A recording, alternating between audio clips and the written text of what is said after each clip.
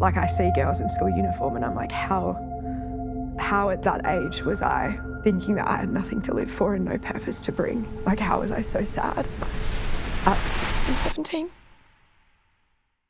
I grew up here in Melbourne, Australia, and I grew up in like a pretty standard family, mum and dad together, older brother, loved school, was very academic, very driven. I definitely felt this pressure that I had to succeed. I was sports captain and then school captain in year 12, but I was so unhappy, like internally, although I was like kind of friends with everyone and popular, I felt like I had no one to talk to. There was like crazy party Sally, would go out every single weekend, underage, national athlete, A-grade student, drinking, involved in drugs, underage clubbing, soon-to-be doctor, perfect daughter. I maintained this facade of like good girl, academic with my family at home, and I don't think they ever pulled me up because I was still high achieving in all of those other things. I started struggling with anxiety and depression at around 14, 15. I got on top of it with like therapy and stuff, but then by 17, 18 was like really mentally unwell, severe anxiety and depression, like self-harm, like multiple suicide attempts that ended up in a psychiatric hospitalisation just before I sat my year 12 exams and just before I turned 18. It just seems unfathomable to me as an adult that like I attempted to not be here. Like, how was I so sad at 16, 17? Sorry. One of my cousins, who I'd been really close with my whole life, had moved from London to Perth. But it turned out she was actually doing like a missionary Bible school. We met up for coffee and she asked me if I'd ever read a Bible. And I said no, I'd never even touched one. And she was like, well, how can you decide if you're atheist if you haven't even read the book and done the research? And I was studying a science degree, and so she was like, the Bible is the APA reviewed peer journal article for Christianity. Like, if you're going to call yourself an atheist, you have to read it. So I literally bought a Bible on the way home from that coffee date.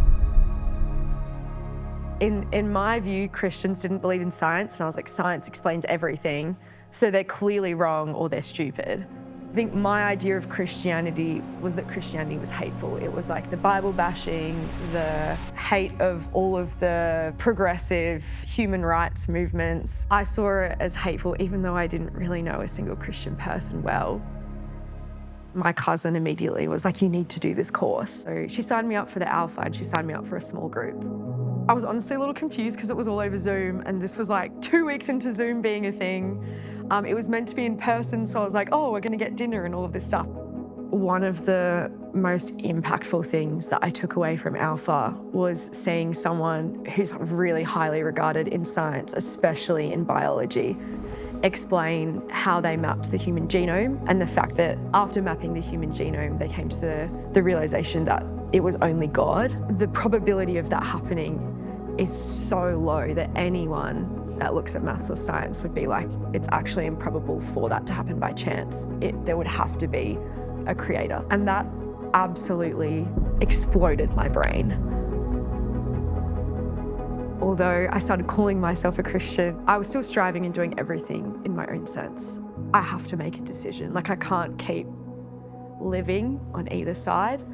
And I met a community of young people and they were Christian, and that was kind of what turned me completely over. I think that honesty and vulnerability often opens up conversations, particularly with young people and Australians, because they value authenticity. I met God and I realised that science is the explanation of God's mind and how he created things.